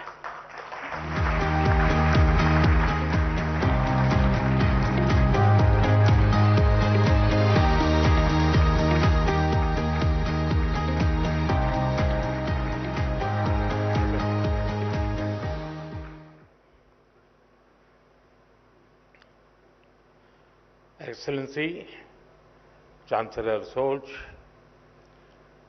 Vice Chancellor Dr. Robert Habeck, Bharat सरकार के मंत्रीगण, Asia Pacific committee of German business के chairman doctor Bush, Bharat, Germany और Indo Pacific देशों के industry leaders, देवी और सज्जनों, नमस्कार, गुटन टाग। साथियों, आज का दिन बहुत विशेष है। मेरे मित्र चांसलर शोल्ज चौथी बार भारत आए हैं। पहले मेयर के रूप में और 3 बार चांसलर बनने के बाद उनका यहां आना भारत जर्मनी संबंधों पर उनके फोकस को दिखाता है। 12 साल के बाद भारत में Asia Pacific conference of German business का आयोजन हो रहा है। एक तरफ यहां सीईओ की फोरम की बैठक हो रही है, दूसरी तरफ हमारी नौसेना साथ में अभ्यास कर रही है। गोवा में German naval ships port call पर है और अब से थोड़ी ही देर में भारत और जर्मनी के बीच 7वें इंटर गवर्नमेंटल कंसल्टेशन का भी आयोजन होना है। यानी हर कदम, हर मोर्चे पर भारत और जर्मनी की दोस्ती गहरी हो रही है। साथियों, ये साल भारत जर्मनी स्ट्रैटेजिक पार्टनरशिप का 25वां वर्ष है। अब आने वाले 25 वर्ष इस पार्टनरशिप को नई बुलंदी देने वाले हैं। हमने आने वाले 25 वर्षों में विकसित भारत का एक रोडमैप बनाया है। मुझे खुशी है कि ऐसे महत्वपूर्ण समय में जर्मन कैबिनेट ने focus on India document release किया है। विश्व की 2 सशक्त डेमोक्रेसीज, विश्व की 2 लीडिंग इकोनॉमीज साथ मिलकर कैसे फोर्स फॉर ग्लोबल गुड बन सकती हैं। फोकस ऑन इंडिया डॉक्यूमेंट में उसका ब्लूप्रिंट है। इसमें स्ट्रैटेजिक पार्टनरशिप को होलिस्टिक तरीके से आगे बढ़ाने की अप्रोच और कमिटमेंट साफ दिखता है। खास तौर पर भारत की स्किल्ड मैन पावर पर जर्मनी ने जो भरोसा जताया है वो अद्भुत है। जर्मनी ने स्किल्ड भारतीयों के लिए हर वर्ष मिलने वाले वीजा की संख्या 20,000 से बढ़ाकर 90,000 करने का फैसला किया है। मुझे विश्वास है कि इससे जर्मनी की ग्रोथ को नई गति मिलेगी। साथियों, हमारी आपसी व्यापार $30 बिलियन से अधिक के स्तर पर पहुंच चुका है। आज एक तरफ सैकड़ों जर्मन कंपनियां भारत में हैं, तो वहीं भारतीय कंपनियां भी तेजी से जर्मनी में अपनी प्रेजेंस बढ़ा रही हैं। आज भारत डाइवर्सिफिकेशन और डी रिस्किंग का सबसे बड़ा केंद्र बनता जा रहा है। भारत ग्लोबल ट्रेड और मैन्युफैक्चरिंग का भी हब बन रहा है। ऐसे में आपके लिए make in India, make for the world का ये सबसे उपयुक्त समय है। साथियों, ईयू और एशिया पैसिफिक क्षेत्र के बीच संबंध मजबूत करने में एशिया पैसिफिक कॉन्फ्रेंस का महत्वपूर्ण रोल रहा है। लेकिन मैं इस मंच को सिर्फ ट्रेड और इन्वेस्टमेंट के सीमित दायरे में ही नहीं देखता हूं।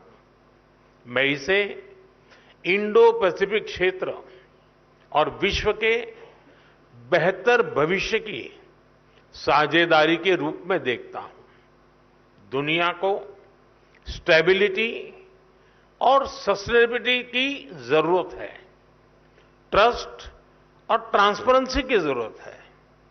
चाहे सोसाइटी हो या फिर सप्लाई चेन, हर मोर्चे पर इन वैल्यूज को बल देने की जरूरत है। इनके बिना कोई भी देश, कोई भी रीजन अपने बेहतर फ्यूचर की कल्पना नहीं कर सकता। इंडो पैसिफिक रीजन तो दुनिया के फ्यूचर के लिए बहुत जरूरी है। ग्लोबल ग्रोथ हो, पॉपुलेशन हो, स्किल्स हो, इस रीजन का कंट्रीब्यूशन और पोटेंशियल दोनों बहुत व्यापक है। इसलिए इस कॉन्फ्रेंस का महत्व और भी बढ़ जाता है। फ्रेंड्स, भारत की जनता एक स्टेबल पॉलिटी और प्रिडिक्टेबल पॉलिसी इकोसिस्टम को बहुत महत्व देती है। यही वजह है कि 60 साल बाद एक सरकार को लगातार थर्ड टर्म मिला है। भारत की जनता का ये ट्रस्ट बीते एक दशक में रिफॉर्म, परफॉर्म, ट्रांसफॉर्म वाली गवर्नेंस के कारण मजबूत हुआ है। जब देश का सामान्य नागरिक ये सोच रहा है, तब आप जैसे बिजनेस के लिए, आप जैसे इन्वेस्टर्स के लिए भारत से बेहतर स्थान क्या हो सकता है। साथियों, आज भारत डेमोक्रेसी, डेमोग्राफी, डिमांड और डेटा, इसके 4 मजबूत पिलर्स पर खड़ा है। टैलेंट, टेक्नोलॉजी, इनोवेशन और इंफ्रास्ट्रक्चर भारत की ग्रोथ के टूल्स हैं। इन सभी को ड्राइव करने वाली एक और बड़ी ताकत आज भारत में है। ये ताकत है एस्पिरेशनल इंडिया, यानी एआई, आर्टिफिशियल इंटेलिजेंस और एआई एस्पिरेशनल इंडिया की डबल ताकत भारत के पास है। और एस्पिरेशनल इंडिया को हमारा यूथ ड्राइव कर रहा है। बीती सदी में डेवलपमेंट को मुख्यतः नेचुरल रिसोर्सेज ने गति दी थी। 21st सेंचुरी को ह्यूमन रिसोर्स और ह्यूमन इनोवेशंस गति देने वाले हैं। इसलिए भारत अपने यूथ की स्किल्स और टेक्नोलॉजी के डेमोक्रेटाइजेशन पर बहुत फोकस कर रहा है। साथियों, भारत भविष्य की दुनिया की जरूरतों के लिए आज काम कर रहा है। हमारा मिशन एआई हो, हमारा सेमीकंडक्टर मिशन हो, मिशन क्वांटम हो, मिशन ग्रीन हाइड्रोजन हो, स्पेस टेक्नोलॉजी से जुड़े मिशन हो, डिजिटल इंडिया का मिशन हो, इन सभी का लक्ष्य दुनिया के लिए बेहतरीन और विश्वसनीय समाधान देना है। आप सभी साथियों के लिए इन क्षेत्रों में इन्वेस्टमेंट्स और कोलैबोरेशंस की अनेक संभावनाएं हैं। साथियों, भारत हर इनोवेशन को एक शानदार प्लेटफॉर्म और बेहतरीन इंफ्रास्ट्रक्चर देने के लिए कमिटेड है। हमारा डिजिटल पब्लिक इंफ्रास्ट्रक्चर, नए स्टार्टअप्स और इंडस्ट्री 4.0 के लिए अनंत संभावनाओं के द्वार खोल रहा है।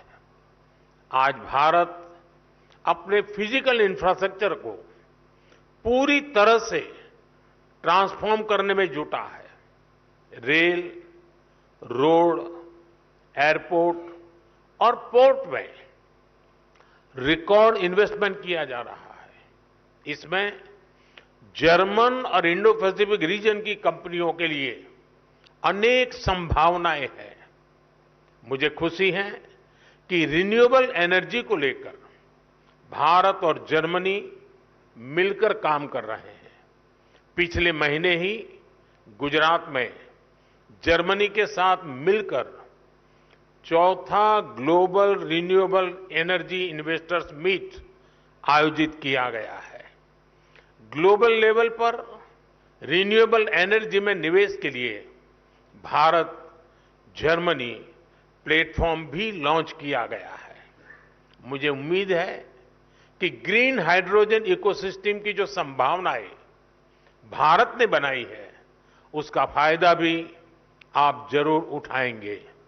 साथियों, भारत की ग्रोथ स्टोरी से जुड़ने का यही समय है, सही समय है, जब भारत का डायनेमिज्म और जर्मनी का प्रिसिशन मिलता है, जब जर्मनी की इंजीनियरिंग और भारत का इनोवेशन मिलता है, जब जर्मनी की टेक्नोलॉजी और भारत का टैलेंट मिलता है, तब इंडो पैसिफिक के साथ साथ पूरी दुनिया का बेहतर भविष्य तय होता है। साथियों, आप बिजनेस वर्ल्ड से जुड़े हैं। आपका तो मंत्र होता है, when we meet we mean business. लेकिन भारत आना सिर्फ बिजनेस ही नहीं होता।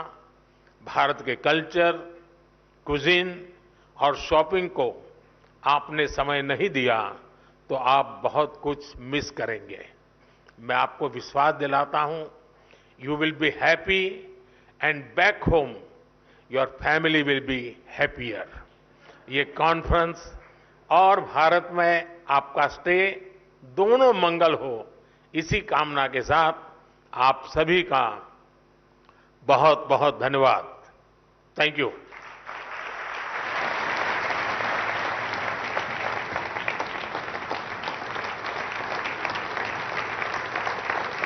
माननीय प्रधानमंत्री जी, आपके शब्दों को सुन के हर कोई प्रेरित हो जाता है।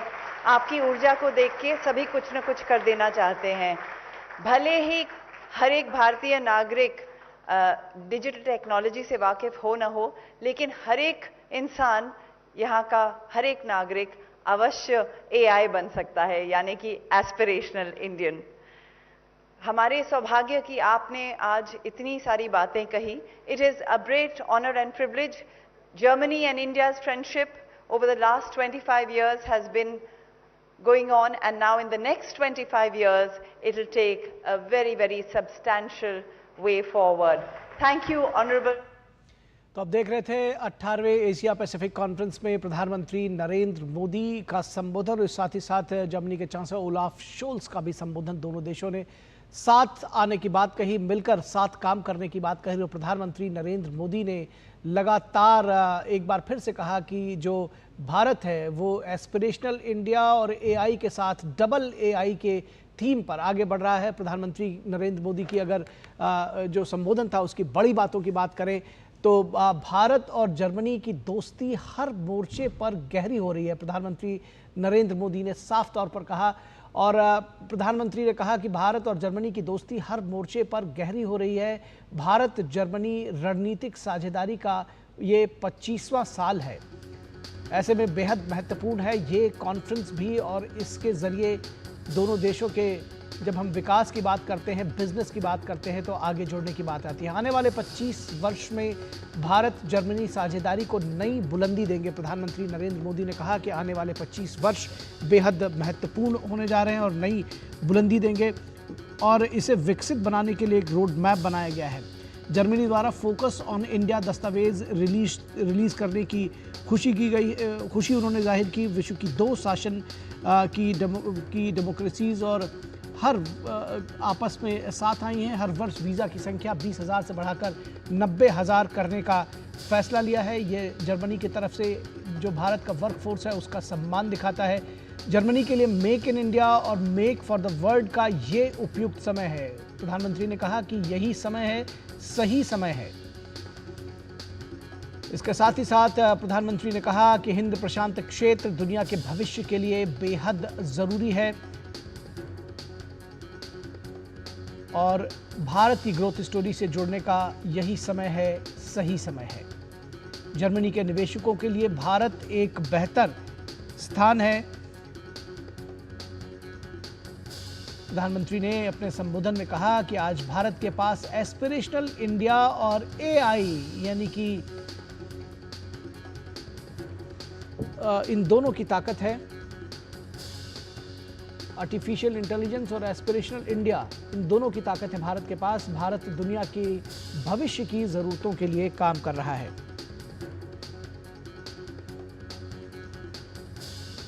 भारत की ग्रोथ स्टोरी से जुड़ने का यही समय है, सही समय है, प्रधानमंत्री नरेंद्र मोदी ने साफ तौर पर कहा।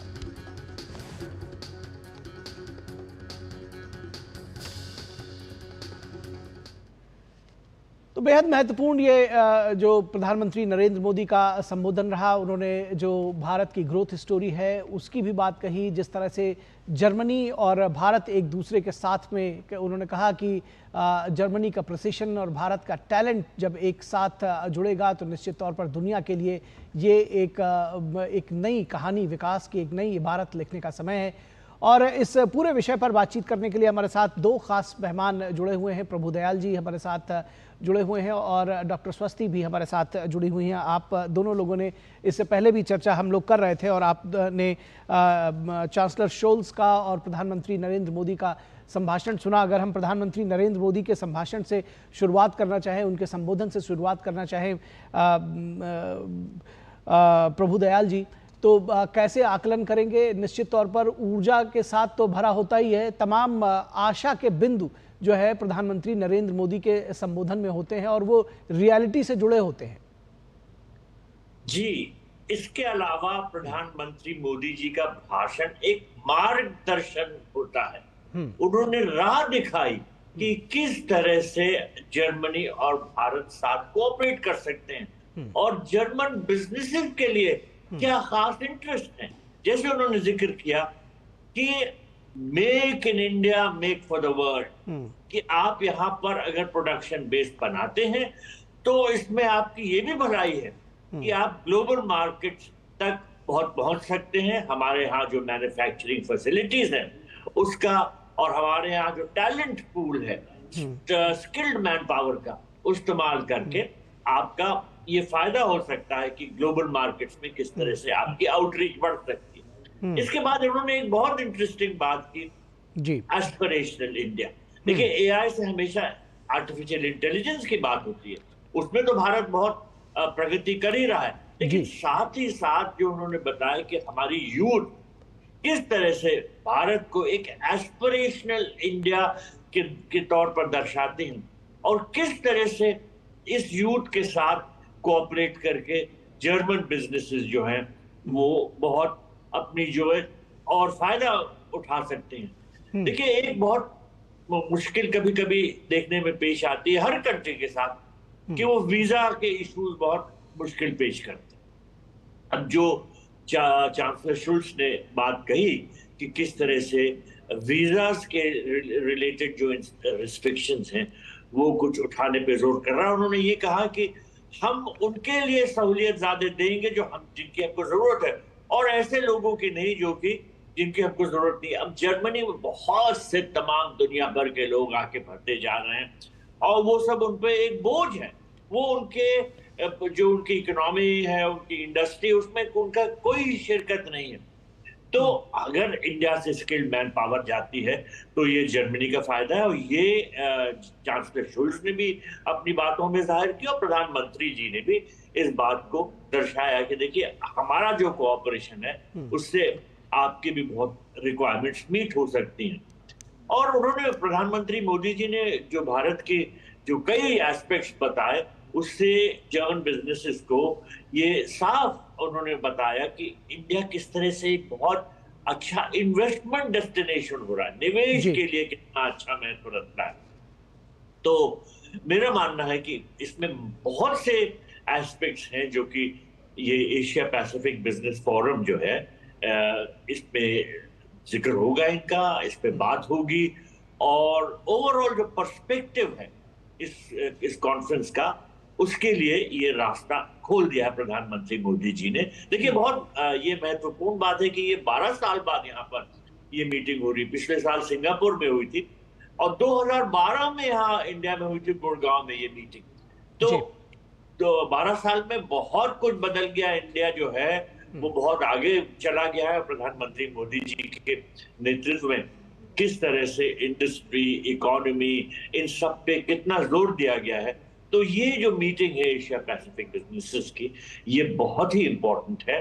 और जो आज के जो ये ओपनिंग एड्रेसेस हैं, इससे पूरा रास्ता एक तरह से दिखा दिया गया।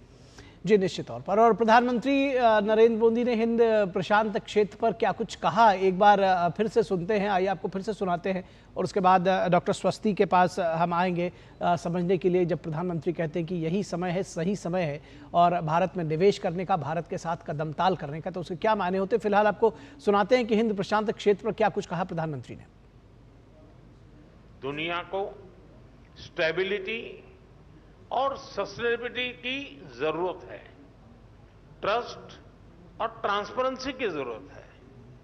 चाहे सोसाइटी हो या फिर सप्लाई चेन, हर मोर्चे पर इन वैल्यूज को बल देने की जरूरत है। इनके बिना कोई भी देश, कोई भी रीजन अपने बेहतर फ्यूचर की कल्पना नहीं कर सकता। इंडो पैसिफिक रीजन तो दुनिया के फ्यूचर के लिए बहुत जरूरी है। ग्लोबल ग्रोथ हो, पॉपुलेशन हो, स्किल्स हो, इस रीजन का कंट्रीब्यूशन और पोटेंशियल दोनों बहुत व्यापक है। और जर्मनी के चांसलर ओलाफ शोल्स ने भारत के साथ व्यापार पर क्या कुछ कहा, आइए आपको ये भी सुनाते हैं। Yes, we must avoid one-sided dependencies, particularly in areas of strategic important critical raw materials and certain technologies, for instance. But for us, de-risking doesn't mean less trade or less openness. For us, de-risking means diversification. And this diversification is happening. Look at how German-Indian business relations have developed in recent years. Relations that benefit both sides. और एक बार फिर से अपनी चर्चा को आगे बढ़ाएंगे। प्रभुदयाल जी हमारे साथ जुड़े हैं, डॉक्टर स्वस्ति हमारे साथ जुड़ी हुई हैं। डॉक्टर स्वस्ति, आपके पास आते हैं और प्रधानमंत्री के स्टेटमेंट पर बात करते हैं और उसके बाद चांसलर के स्टेटमेंट पर भी बात करेंगे।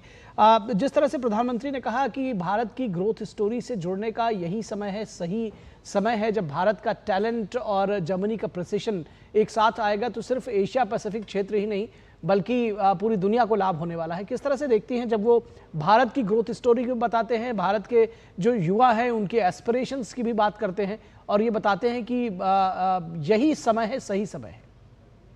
देखिए, ये बार बार कहा जाता है कि हम इकोनॉमीज ऑफ स्केल हैं, वो इकोनॉमीज ऑफ स्किल हैं। तो इकोनॉमीज ऑफ स्किल और स्केल का जो ये मणिकांचन योग है, उसके लिए बिल्कुल सही बात है कि ये एक इंटरसेक्शनल ग्लोबल मूवमेंट। बहुत अच्छी शब्दावली का प्रयोग किया, मणिकांचन योग है ये दोनों देशों के लिए। जी, मुझे उम्मीद है कि आज के युवा भी कम से कम इतनी हिंदी की जानकारी रखें। बिल्कुल। मणिकांचन योग का मतलब समझे। खैर, तो मतलब कि एक बहुत आइडियल कॉम्बिनेशन है, चलिए आसान भाषा में कहूँ तो बेसिकली ये बिल्कुल सही इसके लिए मोमेंट है, क्योंकि इसके पहले भी मैं आपको काफी मैंने एक्सप्लेन किया था कि देखिए ये जो टिल्ट है ये तो 2021 में इंडो पैसिफिक स्ट्रैटेजी और उसके पहले जो चाइना को सिस्टमिक राइवल कंपेटिटर ये कहा गया, वहां से ये थिंकिंग शुरू हुई। लेकिन इसमें बहुत बड़ा जो योगदान है देखिए वो भारत के इकोनॉमिक परफॉर्मेंस का भी है कि जिस तरह से हमने अपनी इकोनॉमिक परफॉर्मेंस को बरकरार रखा है सारे कठिन वर्षों के मध्य से, यानी कोविड पैंडेमिक से लेकर कोविड पैंडेमिक के 2 साल जब पूरी दुनिया ठप पड़ गई थी, उसमें भी भारत की रिकवरी को आप देखें, भारत के स्टॉक एक्सचेंज की आप स्ट्रेंथ को देखें, उसके आप जो उनके टर्म्स होते हैं जिनमें वो उन बातों को समझाते हैं कि वो जो स्टॉक मार्केट स्टेबिलिटी भारत की कितनी है, वो उसको देखें, चाहे आप उसके बाद रशिया यूक्रेन वॉर में जो भारत की इकोनॉमिक परफॉर्मेंस है उसको देखें, और अभी तक जो सिलसिला चलता आ रहा है, इस सारी बातें इन बातों को बताती हैं कि ये बिल्कुल सही समय है। और आई थिंक इस मामले में he is absolutely on point, और इसीलिए मैं इसको कह रही थी कि एक बड़ा 360 डिग्री अप्रोच है। समझने वाली बात यह है कि ये उम्मीद रखना, जब एक ये जर्मनी की नेशनल ये चाइना स्ट्रैटेजी आई थी तो बहुत लोगों ने इसका बड़ा विरोध किया, विरोध तो नहीं कहूंगी, क्रिटिसाइज किया था इसको कि अरे ये तो बड़ा वाटर डाउन डॉक्यूमेंट है, इसलिए तो बिल्कुल भी डी-रिस्क नहीं कर पाएंगे। आज की डेट में जब ओलाफ शोल्ज इस बात को कह रहे हैं कि देखिए हमारे लिए डी-रिस्किंग का मतलब या डीकपलिंग नहीं है, हमारे लिए ये नहीं है कि हम ट्रेड को कम करें, हमारे लिए मतलब ये है कि हम उसको रेजिलिएंट बनाएं, ठीक है। और कहीं ना कहीं आप भारत में भी इस बात को देखते हैं कि देखिए अभी हमारा जो चाइना के साथ डिसएंगेजमेंट का प्रोसेस शुरू हुआ है उसमें भी बातें कही जा रही हैं कि शायद हो सकता है फिर कुछ इन्वेस्टमेंट्स जो है वो शुरू हो, क्योंकि आपको एक पोस्ट क्राइसिस सिनारियो की तरफ भी मुड़ना है। तो सारे देश जो है वो इस बात पे काफी क्लियर है कि हम डी रिस्किंग जिसको कहते हैं उसका मतलब बिल्डिंग ऑफ रेजिलियंस है, और इसीलिए वो बार बार इस बात को क्लियर कर रहे हैं कि देखिए डिपेंडेंसी हमें नहीं क्रिएट करनी, हमको क्या है साथ मिलकर के चलना है। और ये जो आप उसमें जब आप इंडिया इन फोकस डॉक्यूमेंट को उठा के देखते हैं तो आपको उसमें स्किल्ड इमिग्रेशन वीजास, और ये भी ध्यान, बड़ी इंपॉर्टेंट बात है, देखिए भारत बहुत तरीके से इन वेस्ट के देशों के काम आ सकता है, जितने वो हमारे काम आ सकते हैं उससे कहीं ज्यादा हम उनके काम आ सकते हैं। ना केवल हमारी इकोनॉमी और हमारा इकोनॉमिक बेस जो है वो ज्यादा स्टेबल है, हमारी पॉपुलेशन का कंजम्पशन ज्यादा स्टेबल है, हमारा जो जियो पॉलिटिकल जो स्थान है मतलब ज्योग्राफी के सेंस में वो हमारे लिए बहुत इंपॉर्टेंट है। बल्कि आप देखिए भारत का जो स्किल्ड लेबर है आज के डेट में हर कहीं, अगर आप फ्रांस के कोई प्रतिनिधि आए, अमेरिका के प्रतिनिधि आए, जर्मनी के आज प्रतिनिधि यहाँ पर हैं, हर कोई कहता है कि देखिए हम वीजास बढ़ा रहे हैं। क्यों बढ़ा रहे हैं? क्योंकि बाकी तो ये देखिए जो वेस्ट एशिया से जो जाते हैं रेफ्यूजीज, सीरिया से और इन देशों से, वो तो उनके लिए सरदर्द बने हुए हैं। तो भारत के लिए क्यों ऐसा है? क्योंकि जो भारत का जो सर्विसेज है वो आप देखिए कि जो हमारा वर्कफोर्स है वो स्किल्ड है। हमारा जो वर्कफोर्स जब इन देशों में जाता है तो इनकी इकोनॉमिक स्टोरी का हिस्सा बनता है। तो इस चीज का संज्ञान देखिए, बात तो हर कोई करता आया है, लेकिन इसको बाकायदा इंप्लीमेंट करने की जो आपको एक मुहिम सी दिखती है, ये कहीं इनकी जरूरत है, क्योंकि ये डेमोग्राफिक डिक्लाइन में है, इनको जरूरत है और भारत को भी इसको कैपिटलाइज करने की जरूरत है। दूसरा एक और बात है जिस पे भी बात बहुत नहीं होती है और काफी मुझे लगता है फाइन प्रिंट में ही वो बात रह जाती है, वो ये कि देखिए इन देशों के माध्यम से भारत भी अपने स्ट्रेटेजिक गेटवेज को बढ़ा सकता है यूरोप में। मतलब क्या है मेरा, मैं आपको 1 मिनट में समझाती हूँ। देखिए चाइना एक डिविसिव मैकेनिज्म चलाता था ईस्ट यूरोपियन और सेंट्रल यूरोपियन देशों में, जिसका नाम था 17+1 मैकेनिज्म। आपको मालूम है कि ईयू जो है वो एक कॉमन इकोनॉमिक ब्लॉक की तरह काम करता है, लेकिन चाइना ने क्या शुरू किया था, जो इनका एक टिपिकल एक चाइना का अप्रोच होता है, डिवाइड एंड रूल करना और घेरना अपने कंपेटिटर्स को। तो उन्होंने ऐसे देशों को चिन्हित किया जो कि बाद में यूरोपियन यूनियन का सदस्य बने थे, जिसमें सेंट्रल और ईस्ट यूरोप के बहुत सारे देश थे जिनको कलेक्टिवली सीईई कंट्रीज कहा जाता है। और वहां पे उन्होंने इन्वेस्टमेंट करना शुरू किया, बड़े सारे प्रॉमिसेस किए, और वही दौर था जब ऐसा लग रहा था कि यूरोप में चाइनीज इन्वेस्टमेंट्स की बाढ़ आ गई है। लेकिन कालांतर में हमें ये पता चला कि ये ओवर प्रॉमिस और अंडर परफॉर्मेंस का शिकार हुए, और वहां पे यूरोप का एक तरह से डिसइल्यूजनमेंट हुआ, और धीरे धीरे चाइना ने भी, क्योंकि आप जानते हैं कि चाइना ने अपने इस इकोनॉमिक स्टेटक्राफ्ट को वेपनाइज करना शुरू कर दिया और प्रेशर डालने शुरू कर दिए। तो लिहाजा मैं बात यहाँ ये कह रही हूँ कि चाइना का जो वहां पे अंडर प्रॉमिस का परफॉर्मेंस है, वो भारत उसमें एक बहुत कंस्ट्रक्टिव रोल प्ले कर सकता है। आपको मालूम है कि हमारे जो मेडिटेरेनियन स्ट्रैटेजी हमारी प्रधानमंत्री मोदी के तहत ये बहुत इस पे काम हुआ है। नई स्ट्रेटेजिक पार्टनरशिप्स हमने डेवलप करी हैं पोलैंड के साथ, ग्रीस के साथ, उधर लिथुआनिया के साथ हमने नए संबंध बनाए हैं। तो इनको हम कैपिटलाइज कर सकते हैं। देखिए अगर आपको कनेक्टिविटी बढ़ानी है, आपको ट्रेड बढ़ाना है, अभी हमारा ट्रेड यूरोप में ज्यादातर जाता है जर्मनी में हैम्बर्ग और रॉटरडैम के थ्रू, और ये ऑलरेडी काफी सैचुरेटेड पोर्ट्स हैं। तो जर्मनी को भी ये सूट करता है कि हमें ओवरऑल, अगर हमें ट्रेड को बढ़ाना है, अगर हमें ओवरऑल एक्सपोर्ट्स और इंपोर्ट्स को बढ़ाना है, मतलब भारत भी तो बेचना चाहता है ना, वहां भी तो एक बहुत बड़ा मार्केट है जहां पे भारत अभी नहीं पहुंचा है। तो ऐसे में जर्मनी और लार्जर यूरोपियन यूनियन को भी भारत की इस पहल को वेलकम करना चाहिए। और ग्रीस में पिरियस ही नहीं, पिरियस में तो चाइनीज डोमिनेशन है जो जी। एक पोर्ट है, बल्कि थेसालोनिकी एक और दूसरा पोर्ट है जो सेंट्रल और ईस्ट यूरोपियन बाकी देशों से जुड़ा हुआ है। इसी प्रकार इटली में त्रियेस्ट करके पोर्ट है जो आगे सेंट्रल यूरोप में जाता है। तो इस तरह की जो चीजें हैं ये एक तरह का mutual win win situation create करती है, क्योंकि इस गलतफहमी में नहीं रहना चाहिए कि सिर्फ ये वेस्टर्न देश इंडो पैसिफिक और भारत में आके इन्वेस्ट करेंगे तभी बात बनेगी। अरे भारत में भी तो बड़े बड़े कारोबारी बैठे हैं, अडानी है, मित्तल है, जिंदल है, ये इतने सारे हैं, तो ये भी तो इस तरफ देख रहे हैं। इसमें भी एक स्ट्रेटेजिक क्लैरिटी और पुश की जरूरत है जहां पे हम चाइना के साथ कोएग्जिस्ट कर सकें, क्योंकि वहां पे इसके लिए एक तरीके का जो बैकग्राउंड है वो तैयार है, वो खुद बहुत डिसल्यूशन्ड है और नए और ट्रस्टवर्दी पार्टनर्स का वेट कर रहे हैं। और भारत से ज्यादा ट्रस्टवर्दी आज के परिप्रेक्ष्य में मुझे नहीं लगता कि कोई और देश इस तरह से क्लेम कर सकता है कि वो सचमुच एक स्टेबलाइजिंग फोर्स है दुनिया में, ना कि डिस्टेबलाइजिंग फोर्स है। भारत का जो राइज है, मेरे ख्याल से हर कोई इस बात से सहमत होगा कि चाइना का राइज जितना ही डिस्टेबलाइजिंग और अग्रेसिव रहा है, वही एशिया में भारत का जो राइज है वो सबसे ज्यादा रीअश्योरिंग और स्टेबलाइजिंग रहा है, और इसीलिए हमारी ये रेपुटेशनल एडवांटेज है। तो हमें इसका भी एक 360 डिग्री हमें अपने पंख को फैलाने की जरूरत है, for which the time is right. I think मैं यही समझती हूँ भारत जो प्रधानमंत्री ने बोला उससे। जी बिल्कुल, निश्चित तौर पर। और प्रधानमंत्री ने भारतीय आकांक्षाओं, विकसित भारत का रोड मैप, तकनीक और स्किल की बदौलत दुनिया को भरोसा दिलाया कि भविष्य की समस्याओं का समाधान देने में भारत सक्षम है। और प्रधानमंत्री ने निवेशकों से आह्वान किया कि भारत की ग्रोथ स्टोरी से जुड़ने का सही समय यही है। तो प्रधानमंत्री ने क्या कुछ कहा, आइए आपको एक बार फिर से सुनाते हैं इस विशेष संदर्भ में। भारत डेमोक्रेसी, डेमोग्राफी, डिमांड और डेटा, इसके 4 मजबूत पिलर्स पर खड़ा है। टैलेंट, टेक्नोलॉजी, इनोवेशन और इंफ्रास्ट्रक्चर भारत की ग्रोथ के टूल्स हैं। इन सभी को ड्राइव करने वाली एक और बड़ी ताकत आज भारत में है। ये ताकत है एस्पिरेशनल इंडिया, यानी एआई, आर्टिफिशियल इंटेलिजेंस और एआई एस्पिरेशनल इंडिया की डबल ताकत भारत के पास है। और एस्पिरेशनल इंडिया को हमारा यूथ ड्राइव कर रहा है। तो एस्पिरेशनल इंडिया को हमारा यूथ ड्राइव कर रहा है। और प्रधानमंत्री ने साफ तौर पर कहा कि डेमोक्रेसी, डिमांड और डेटा, इसके आधार पर जो भारत 4 मजबूत पिलर्स पर खड़ा हुआ है। जर्मनी के चांसलर ने भी इस दौरान संबोधित किया। उन्होंने कहा कि संघर्षों के समाधान पर उन्होंने जोर दिया और वैश्विक नियम कानूनों के पालन को महत्वपूर्ण बताया। उन्होंने हिंद प्रशांत क्षेत्र में स्वतंत्र नौवहन और नियम आधारित समाधान पर जोर दिया।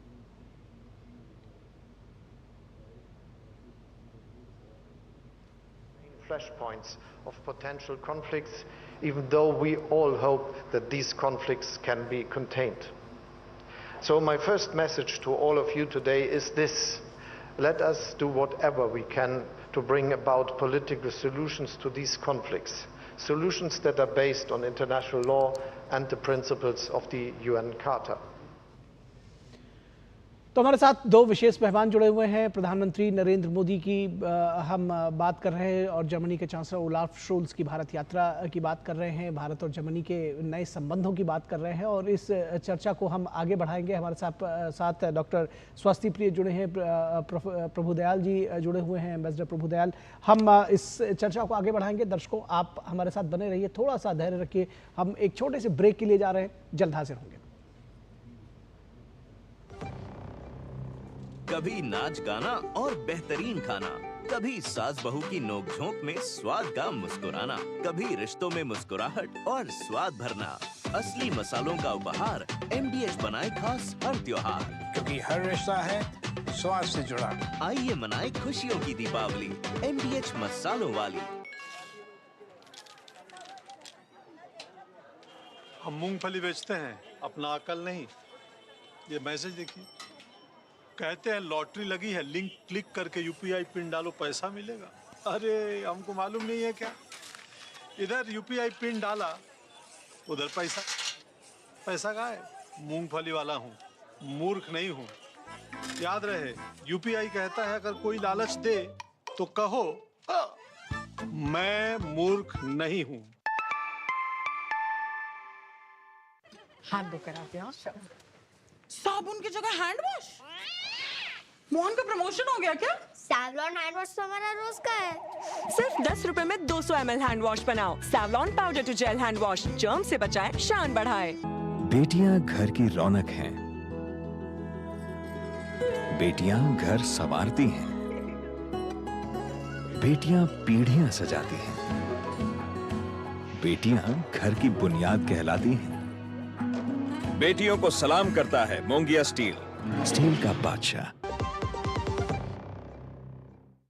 ब्रेक के बाद एक बार फिर आप सभी का स्वागत है। भारत और जर्मनी दोस्ती की नई उड़ान, यह हमारा विशेष कार्यक्रम है। हम चर्चा कर रहे हैं प्रधानमंत्री नरेंद्र मोदी और जर्मनी के चांसलर ओलाफ शोल्ज के बीच में आज ढेर सारे एंगेजमेंट्स हैं। इंडो जर्मन कंसल्टेशन जो है, दरअसल जो अंतर सरकारी जो कंसल्टेशन है 7वां, वो आज होने वाला है। इससे पहले 18वां एशिया पैसिफिक कॉन्फ्रेंस, इसको प्रधानमंत्री नरेंद्र मोदी ने और जर्मनी के चांसलर ओलाफ शोल्ज ने संबोधित किया है। हमारे साथ दो खास मेहमान जुड़े हुए हैं और हमारे संवाददाता अजय मिश्रा भी इस पूरी खबर पर बातचीत करने के लिए जुड़े हुए हैं। अजय, आप लगातार इस कॉन्फ्रेंस को कवर कर रहे हैं, किस तरह का फील आपने लिया वहां पर, किस तरह से आप बताएंगे? ऑन ग्राउंड जीरो पर आप मौजूद रहे, प्रधानमंत्री नरेंद्र मोदी के संबोधन का आकलन कैसे किया गया?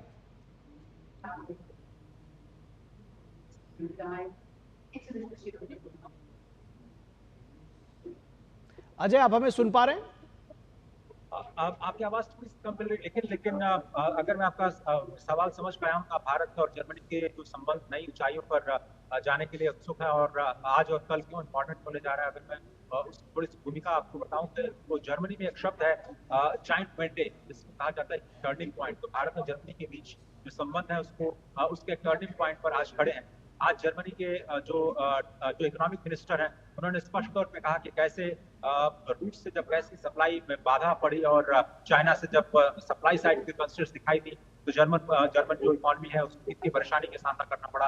लगातार ब्याज दरें और बढ़ते महंगाई दर का जो दबाव पड़ा है, उसकी वजह से इंडिया एक बहुत ही नेचुरल चॉइस हो गई। यहाँ पे जितने भी आप उद्योग जगत से के नुमाइंदों से बात कीजिए तो सभी लोग ये कहते हैं कि इंडिया में जो अपॉर्चुनिटी है इस वक्त बहुत ज्यादा है और अक्रॉस द सेक्टर्स वो भारत में अपॉर्चुनिटी तलाश रहे हैं और यहाँ की कंपनियों के साथ सहयोग करने के लिए तैयार है। तो आप देखिए कि जो 25 साल रणनीतिक सहयोग तो हुए हैं, अब आपको जाते हुए कारोबार के रास्ते में भी आपको बहुत सारे संबंध और भी प्रगाढ़ होते हुए दिखाई देंगे। ये बहुत ही इम्पोर्टेंट है ये समझना कि जो भारत में ई कॉमर्स का बाजार है, जो लॉजिस्टिक्स का बाजार है, वो बहुत तेजी से बढ़ रहा है, जिसमें जर्मनी कंपनियां अपनी हिस्सेदारी बढ़ाना चाहती है। 2022 से 2023 के बीच में जो जर्मनी में काम करने वाले भारतीय हैं, उनकी संख्या 25% बढ़ी है। भारत के वर्क फोर्स के लिए जर्मनी एक बहुत ल्यूक्रेटिव और बहुत अट्रैक्टिव मार्केट है, जहां पर भारत और भी ज्यादा सहयोग करने के लिए इच्छुक है। तो पीपल टू पीपल जो कनेक्ट है उसको और मजबूत करने के लिए भारत और जर्मनी के बीच में जो कंपनियां हैं उनके बीच में कारोबारी संबंध को मजबूत करने के लिए आज और कल के बीच जो ये बातचीत होने जा रही है, government to government, business to business और पीपल टू पीपल, तीनों ही स्तर पर और भी बेहतर होने की उम्मीद है। और जिस तरह से आप देखें कि बहुत सारे सेक्टर्स में पहले से ही जो जर्मन कंपनियां मौजूद हैं वो और भी अपनी इस उपस्थिति को मजबूत करना चाहेंगी। और खासतौर पर अगर आप देखें तो एविएशन सेक्टर में इंडिगो सबसे बड़ा ग्राहक है। किसी भी एयरबस के लिए और हैम्बर्ग से लगातार हर हफ्ते जो एक एयरबस का विमान भारत में लैंड कर रहा है। इस तरह से अगर आप देखें तो रिन्यूएबल्स के क्षेत्र में बहुत बेहतरीन काम हुआ है। दिल्ली और मेरठ के बीच में जो नई ट्रांजिट सिस्टम बनाई गई है, उसकी डिफरेंस है, उसमें जर्मनी का सहयोग है, उसके 1 साल पूरे हो चुके हैं। ये तमाम सेक्टर्स में जो सहयोग है वो दिखाता है कि भारत और जर्मनी के कारोबारी संबंध और भी आने वाले दिनों में और मजबूत होंगे। जर्मनी ने हमेशा भारत के बहुत सारे मिशन है उसका समर्थन किया है, चाहे वो नेशनल सोलर मिशन हो या फिर मिशन लाइफ हो। भारत की जो स्थायी प्रतिनिधित्व अगर यूनाइटेड नेशंस स्थायी सदस्यता उसका समर्थन किया है। न्यूक्लियर पावर सप्लाई ग्रुप की एक्सेस को जर्मनी का समर्थन मिला है। तो बहुत सारे मोर्चों पर जर्मनी भारत का समर्थन करता रहा और आने वाले दिनों में ये जो संबंध है और मजबूत। जी जी जी, बिल्कुल निश्चित तौर पर बहुत सारे मुद्दों पर जर्मनी भारत का समर्थन करता है। दरअसल दोनों देश एक साथ मिलकर आगे बढ़ने के लिए, साथ कदम ताल करने के लिए उत्सुक हैं और लगातार आगे बढ़ रहे हैं। बहुत शुक्रिया आपका हमारे साथ जुड़ने के लिए और इस तमाम जानकारी को शेयर करने के लिए। अपनी चर्चा को आगे बढ़ाएंगे और प्रभुदयाल, एम्बेसडर प्रभुदयाल और डॉक्टर स्वस्ति प्रिया हमारे साथ जुड़ी हुई है। डॉक्टर स्वस्ति राव दरअसल हमारे साथ जुड़ी हुई हैं। प्रभुदयाल जी, अगर हम जर्मन चांसलर के उद्बोधन को समझने की कोशिश करें, जिस तरह से वो कहते हैं कि संरक्षणवादी नीतियों से इनोवेशन में कमी आएगी, जब वो कहते हैं कि अगर we must avoid one side dependency, और इस तरह की जब बातें आती हैं, किस तरह से इसको आकलन करना चाहिए। उन्होंने कहा कि संरक्षणवादी नीतियों से हमें बचने की ज़रूरत है, तो कैसे आकलन करेंगे उनके इस संबोधन का?